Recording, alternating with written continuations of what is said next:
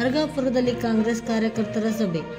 ಹರಗಾಪುರದ ಸಂದೀಪ್ ಪಾಟೀಲ್ ಇವರ ನಿವಾಸದ ಹೊರಾಂಗಣದಲ್ಲಿ ಏರ್ಪಡಿಸಲಾಗಿದ್ದ ಸಭೆಯಲ್ಲಿ ಕನಗಲ ಜಿಲ್ಲಾ ಪಂಚಾಯತ್ ಕಾಂಗ್ರೆಸ್ ಪಕ್ಷಕ್ಕೆ ನಿಷ್ಠರಾಗಿ ದುಡಿದಂಥ ಕಾರ್ಯಕರ್ತರಿಗೆ ಸತೀಶ್ ಜಾರಕಿಹೊಳಿ ಅಭಿನಂದನೆ ಹೇಳಿ ಮಾತನಾಡುತ್ತಾ, 18ನೇ ಚಿಕ್ಕೋಡಿ ಲೋಕಸಭೆಯ ಅಭ್ಯರ್ಥಿ ಜಾರಕಿಹೊಳಿ ಪುತ್ರಿ ಪ್ರಿಯಾಂಕಾ ಜಾರಕಿಹೊಳಿ ಇವರ ಗೆಲುವಿಗೆ ಶ್ರಮಿಸಿದ ಕಾರ್ಯಕರ್ತರಿಗೆ ಮತ್ತೊಮ್ಮೆ ಧನ್ಯವಾದಗಳನ್ನು ಹೇಳಿದರು.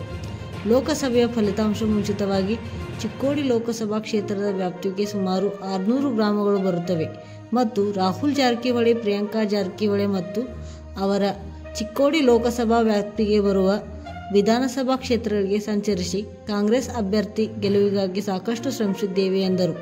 ಪುತ್ರಿ ಪ್ರಿಯಾಂಕಾ ಹಾಗೂ ಬೆಳಗಾವಿ ಲೋಕಸಭಾ ಕ್ಷೇತ್ರದ ಮೃಣಾಲ್ ಹೆಬ್ಬಾಳ್ಕರ್ ಈ 2 ಲೋಕಸಭಾ ಕ್ಷೇತ್ರದಲ್ಲಿ ಕಾಂಗ್ರೆಸ್ ಜಯಬೇರಿ ಬಾರಿಸುವುದರಲ್ಲಿ ಯಾವುದೇ ರೀತಿಯ ಸಂಶಯವಿಲ್ಲ. ಕಾರ್ಯಕರ್ತರು ಭಯಪಡುವ ಅಗತ್ಯವಿಲ್ಲ. ನಿಮ್ಮ ಬೆನ್ನಿಗೆ ಸದಾ ನಾನಿರುವೆನು, ನಿಮ್ಮ ಸೇವೆಗೆ ಸದಾ ಸಿದ್ಧ ಎಂದು ಹೇಳಿದರು.